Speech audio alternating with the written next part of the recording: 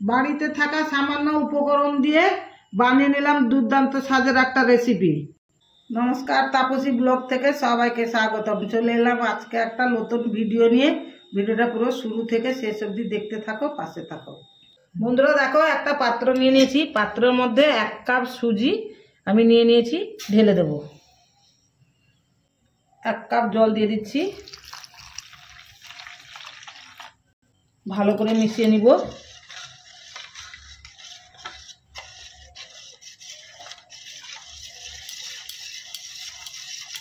দশ মিনিট ঢাকা দিয়ে রেখে দেব।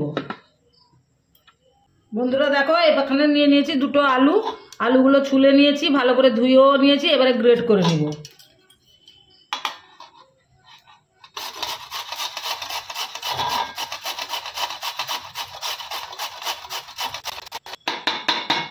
আলুগুলো গ্রেট করা হয়ে গেছে। এবারে আলুগুলো জল দিয়ে ধুয়ে নিব 2 থেকে 3 বার।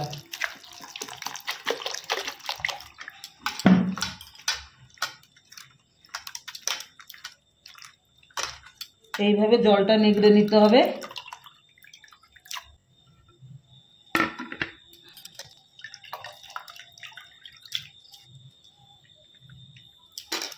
এবারে আলুগুলো ভালো মতন ধোয়া হয়ে গেছে। এবারে ভালোভাবে জলটা এইভাবে নিগড়ে নিতে হবে, জল যেন না থাকে।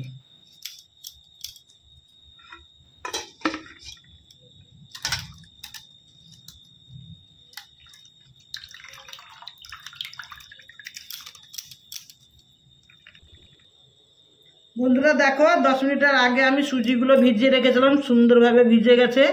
এবারে এর মধ্যে দিয়ে দিব আমি আলু, গ্রেট করা আলু, পেঁয়াজ কুচানো, ধনে পাতা, লবণ, লঙ্কা গুঁড়ো, ধনে গুঁড়ো, জিরা গুঁড়ো। এখানে আমি 1 প্যাকেট ইনো নিয়েছি, ইনোটা দিয়ে দিব। আমি ইনো দিচ্ছি, তোমরা বেকিং সোডা থাকলেও দিতে পারো।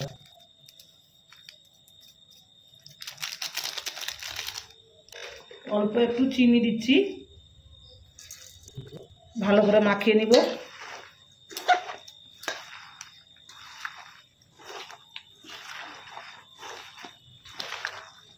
বন্ধুরা দেখো, সুন্দরভাবে মাখিয়ে নিয়েছি থলথল করে। এবারে আমি একটু ঢাকা দিয়ে রেখে দিব 5 মিনিট। বন্ধুরা দেখো, একটা কড়া বসিয়ে দিয়েছি। কড়ার মধ্যে সাদা তেল দিয়ে দিব। তেলটা অল্প করে দেব। একটা ব্রাশের সাহায্যে এইভাবে চারপাশে সরিয়ে নিব। বন্ধুরা দেখো, 1 হাতা করে এই মিশ্রণটা নিয়ে 1 হাতা করে এইভাবে কড়াতে দিয়ে দিব।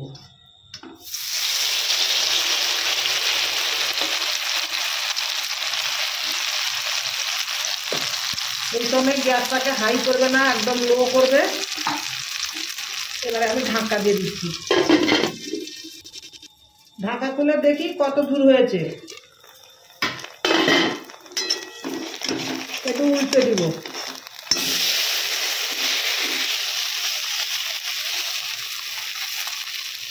আবারও একটু ঢাকা দিয়ে দিব। ঢাকা খুলে দেখবো হয়ে গেছে কিনা। সুন্দর একটা কালার চলে এসছে। দেখো বন্ধুরা, এইভাবে লাল করে 2 সাইডে লাল হয়ে গেলে তুলে নিব। এবারে হয়ে গেছে, তুলে নিব।